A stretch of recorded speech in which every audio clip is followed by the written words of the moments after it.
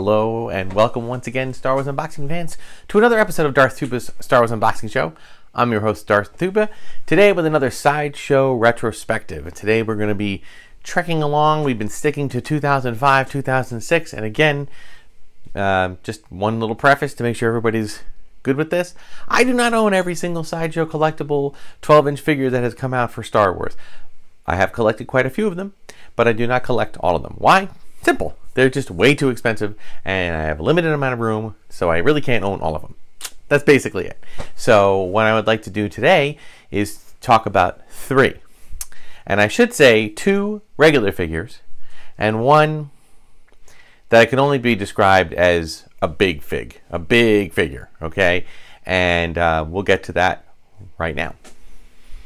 And here are the big 3 that we're referring to, and actually, I kind of think this is more like 1, 2, 3, 4, 5, even really more like 6. Okay, so there's a big one here. There's a big episode. Let's see if I can. First, this is obviously a Jabba themed thing. Never mind my my Yoda mug there. But we'll start. We're actually going to start with the Bib Fortuna figure, which is a 2005, okay?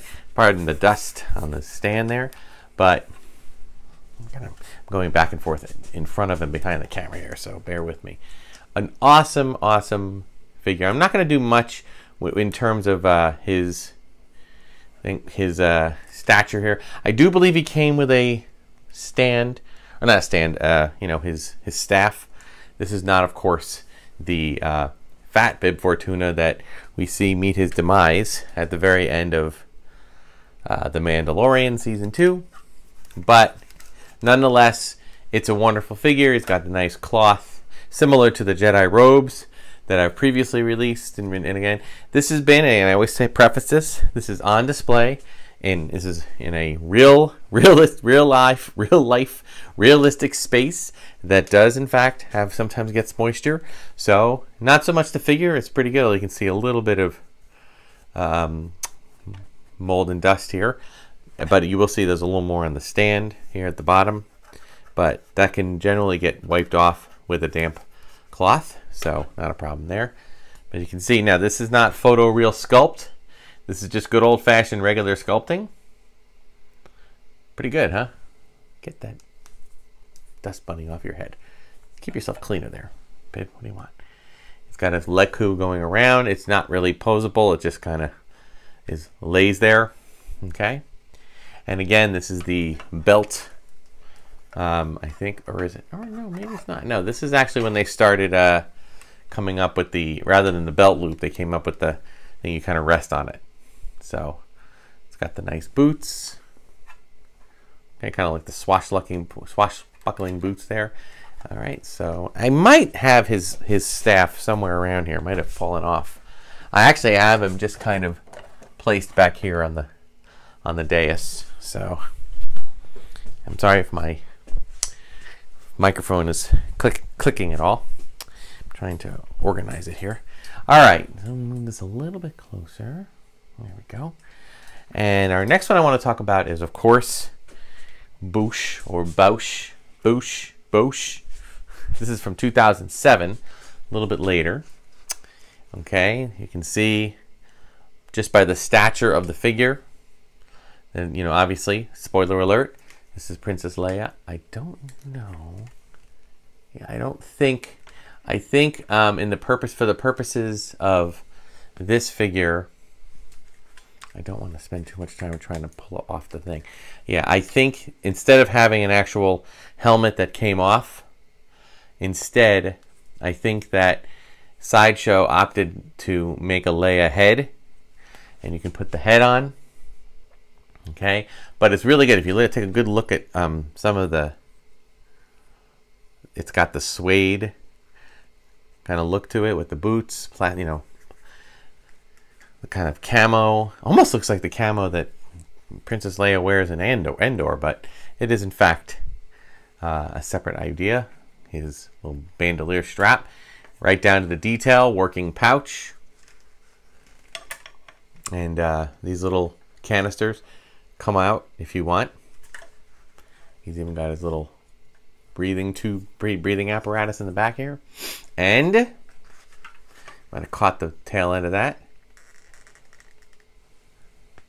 He's holding a thermal detonator. Now I can't tell if this, I think what they did for this, if I'm not mistaken, is they actually created a separate hand that was holding the detonator permanently. Because if you try to just get a detonator accessory, you know you're going to just lose that, right? And of course, she comes with her staff. Would have liked her staff rifle. Would have liked to seen her try to fire that thing though. It's kind of crazy, but beautiful figure, really, really nice.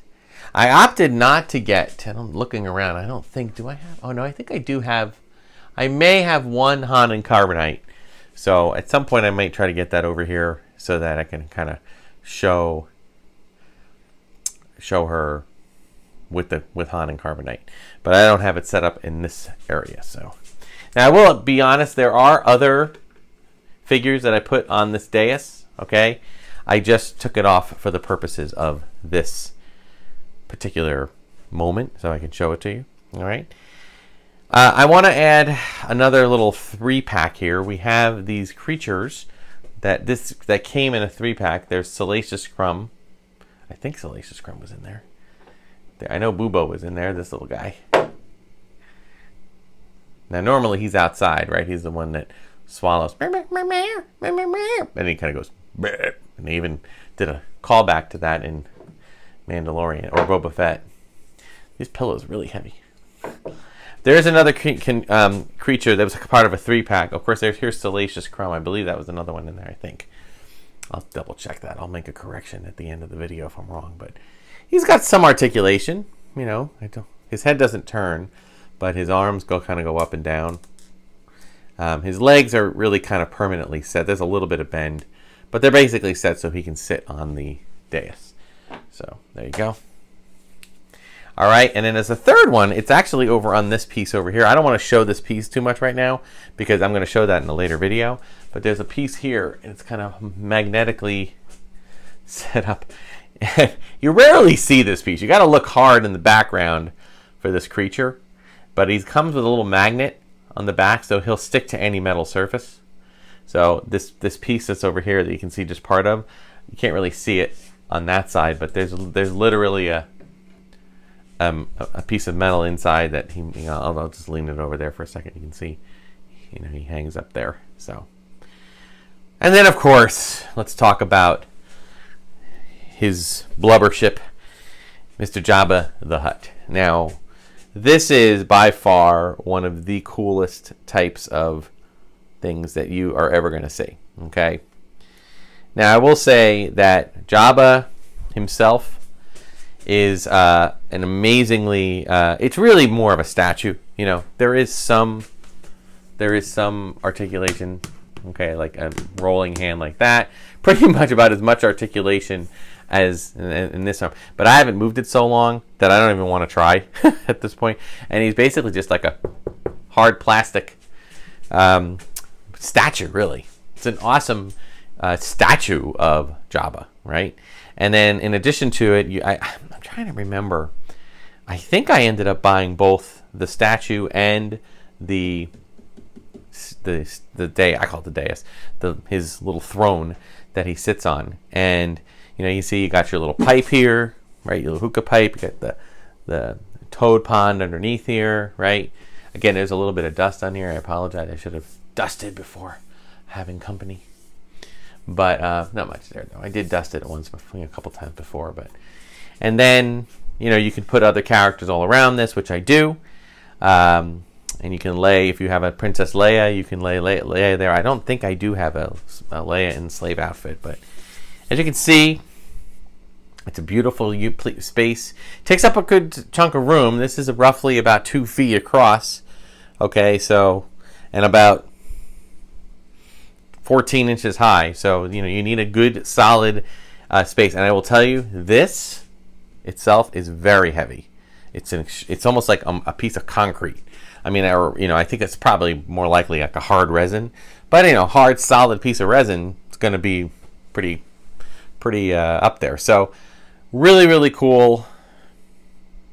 Amazing, you know, accuracy.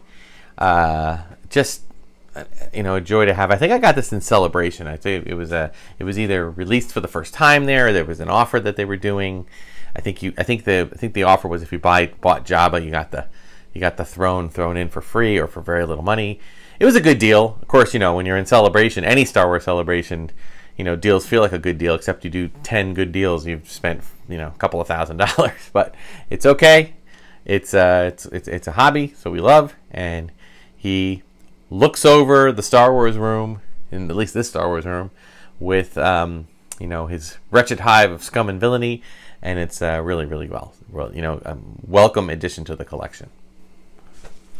So that'll do it for today's Sideshow Retrospective about Jabba, Bib Fortuna, and off camera over here we have, of course, our illustrious Boushh / Princess Leia.